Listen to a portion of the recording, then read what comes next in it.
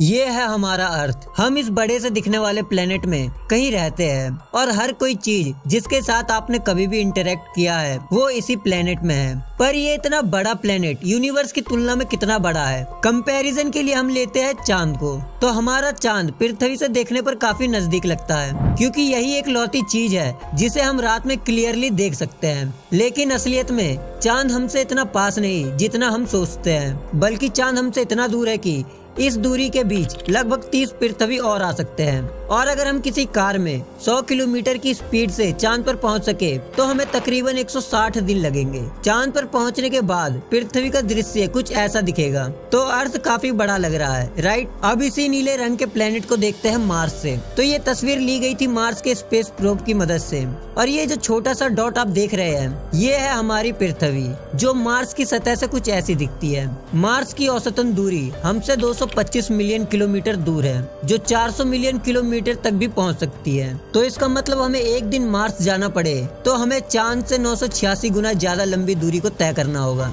यहाँ तक कि पृथ्वी से मार्स तक लाइट को पहुँचने में 20 मिनट लगते हैं। अगर हम इससे थोड़ा और दूर चले तो हमें मिलेगा वॉयेजर 1 प्रोब, जो अब तक का हम इंसानों द्वारा बनाया गया सबसे लंबी दूरी तय करने वाला स्पेसक्राफ्ट है। इस वक्त इसकी दूरी हमारी पृथ्वी से 161 एस्ट्रोनॉमिकल यूनिट है, जहां एक एस्ट्रोनॉमिकल यूनिट होता है सूरज से हमारी पृथ्वी का डिस्टेंस। अपने इस लंबे सफर में वॉयेजर 1 ने अपने कैमरा की मदद से 14 फरवरी 1990 को ये तस्वीर निकाली, जो देखने में ज्यादा खास तो नहीं लगता है, लेकिन ये हम इंसानों के लिए अब तक की सबसे बड़ी अचीवमेंट है। ये सफेद नीले रंग का डॉट हमारा घर है। यही हम अरबों लोगों ने जन्म लिया और अपनी पूरी जिंदगी काटी है। वॉयेजर 1 17 किलोमीटर प्रति सेकंड की स्पीड से स्पेस में ट्रेवल कर रहा है। इतनी स्पीड में भी इसे हमारे सोलर सिस्टम से बाहर निकलने में 30,000 साल का समय लगेगा। एक बार ये सोलर सिस्टम से बाहर निकल जाए तो हम पहुंचेंगे इंटरस्टेलर नेबरहुड में, यानी ये सब हमारे सोलर सिस्टम के पड़ोसी है। अब यहाँ से हम एस्ट्रोनॉमिकल यूनिट से बढ़कर लाइट ईयर्स से दूरी मापते हैं। 1 लाइट ईयर्स उतनी दूरी होती है जितनी एक लाइट एक साल में पूरा करती है, जो असल में 9.461 ट्रिलियन किलोमीटर की दूरी होती है। हमारे सूरज का सबसे नजदीकी स्टार है प्रोक्सिमा सेंटोरी, जो हमसे 4.24 लाइट ईयर्स दूर है। अगर वॉयेजर 1 स्पेसक्राफ्ट इसकी तरफ बढ़े तो उसे प्रोक्सिमा सेंटोरी तक पहुंचने में 70,000 साल लगेंगे। अब हम थोड़ा और जूम आउट करें तो हम देख पाएंगे अपने मिल्की वे गैलेक्सी को।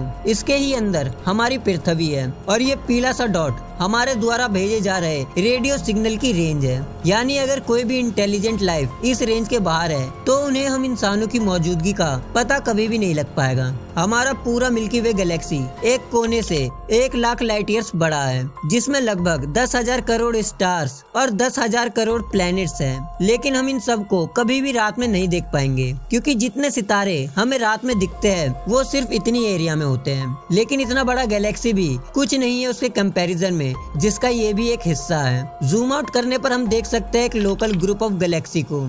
यह हमारे स्पेस के आसपास का वो हिस्सा है जिसमें 54 गैलेक्सी है, और ये 1 करोड़ लाइट ईयर्स की दूरी तक फैले हुए हैं। लेकिन और जूम आउट करने पर हम देख सकते हैं वर्गो सुपर क्लस्टर को, जिसका लोकल ग्रुप काफी छोटा हिस्सा है। यहाँ एक कोने से दूसरे कोने की दूरी 11 करोड़ लाइट ईयर्स है। लेकिन इतना बड़ा सुपर क्लस्टर भी एक रेत के कण के बराबर है बड़े लेनेकिया सुपर क्लस्टर के सामने, जो हमारे गैलेक्सी जैसे ही 1 लाख गैलेक्सीज का घर है। यहाँ दूरी एक कोने से दूसरे कोने तक चौंका देने वाली 52 करोड़ लाइट ईयर्स है। लेकिन अगर हम इसे भी जूम आउट करें पूरे ऑब्जर्वेबल यूनिवर्स तक, तो हम देख सकते हैं कि लेनेकिया सुपर क्लस्टर भी ब्रह्मांड का सिर्फ एक छोटा सा हिस्सा है। ऑब्जर्वेबल यूनिवर्स वो हिस्सा है जहां तक हम इंसान देख पाए हैं, और इसके अंदर लगभग 2 लाख गैलेक्सीज हैं। इन सभी गैलेक्सीज में इतने सितारे हैं जितने हमारी धरती में मौजूद रेत के दाने नहीं। इस ऑब्जर्वेबल गैलेक्सीज की पूरी लंबाई 9,300 करोड़ लाइट ईयर्स है। ऑब्जर्वेबल यूनिवर्स वो सब कुछ है जिसे आज हम इंसान अपने एडवांस टेलीस्कोप की मदद से देख सकते हैं। लेकिन दिलचस्प बात यह है कि